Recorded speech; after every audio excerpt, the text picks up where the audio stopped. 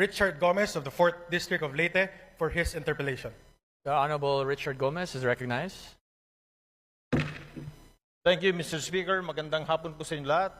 I'd like to find out if the good congressman from ACT Party List would like to answer some of my questions regarding his privileged speech. I would like to find out from the good congressman if you are a member of the Anti-Drugs Committee. No, I am not, my distinguished colleague. I am not a member of any committee right now since I am part of the deputy majority group, Mr. Speaker. And if you are a what were you again, Mr. Speaker? Deputy majority floor leader, Mr. Speaker. Deputy Majority Floor Leader. I'm very sure, Mr. Speaker, that you know very well that the Committee on Anti-Drugs is very active on RA 9165. I am aware, Mr. Speaker. Oh, you are aware, Mr. Speaker. Thank you. If you're aware, Mr. Speaker, then what was the purpose of the privileged speech? I don't know if my distinguished colleague was present when I was mentioning an amendment on Section 21 of RA 9165, particularly exempting the media from being signatories in drug-related operations, particularly on confiscated items, Mr. Speaker. All right. Thank you, Mr. Speaker. The reason why I wanted to ask the good gentleman is because, you know, RA 9165 was passed already in the last Congress. And during this Congress, it has also been amended.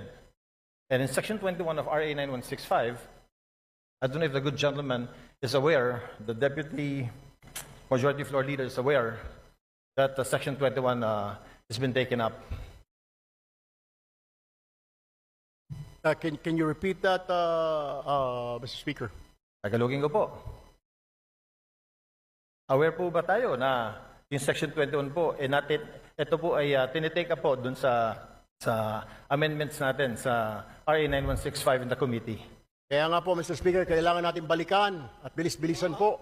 Ang problema po natin sa Kongreso, kaya po tayo napupulaan ng mga kababayan natin, napakarami natin mga batas na kailangang ayusin, subalit hindi po naaayos, kaya kailangan po natin bilis-bilisan. Kung ito po ay na-take up, sana po ay mabilisan pa para kaagad po ito ay ma-review at magawan po natin ng paraan dahil ito po ay kahilingan ng mga kasamahan po ng ating Fourth Estate, Mr. Speaker. Tama po. Napakaganda pong suggestion po niyan. Since kayo po ay malakas po sa Senado, baka pwede pong sila pong sabihan ninyo dahil wala po tayong counterpart sa Senado. Tapos na po tayo sa amendments natin. At yung pong privilege speech niyo kanina, pagtanggal po ng media, personalities, pag dumarating ang inventory time, pag mayroong bypass, wala na po sa provision.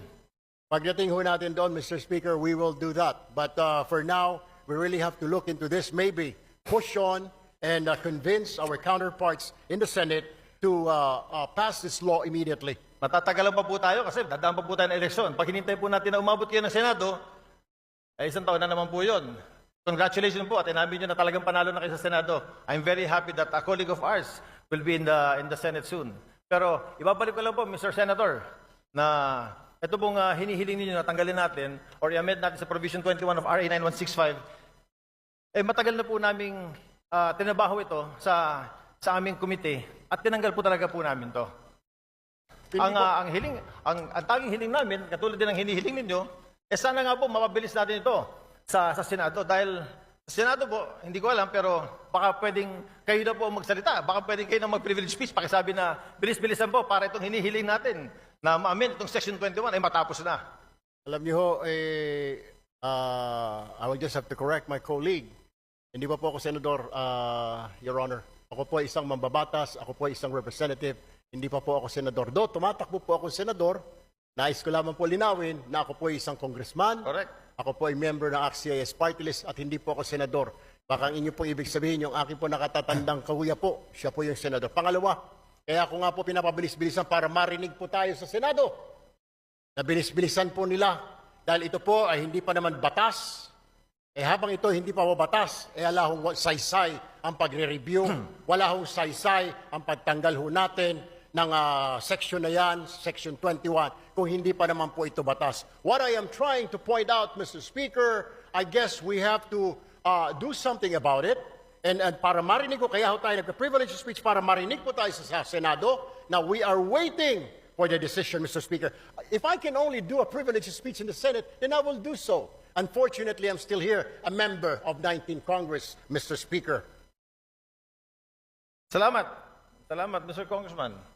Sinabi ko lang po yung sinabi niyo na gagawin niya pagdating niyo po sa Senate. Inulit ko lang. But Mr. Congressman, we do something about it. We have done something about it. In the committee level, ito pong Section 21 na hinihiling ninyo ay wala na po.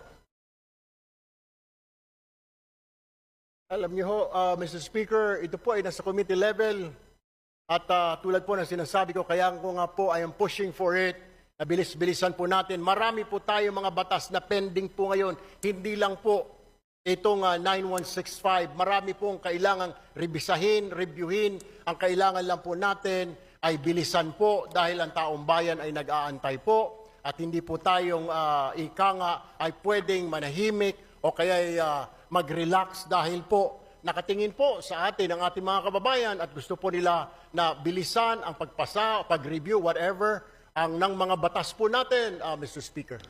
Therefore, Mr. Speaker, I think the correct manifestation should be, since the requested section is to be amended, and it has been replaced already, Mr. Speaker, is that the correct manifestation should be, we request that the Senate should fast-track this House version of RA 9165. That, I think, is the correct manifestation, Mr. Chair.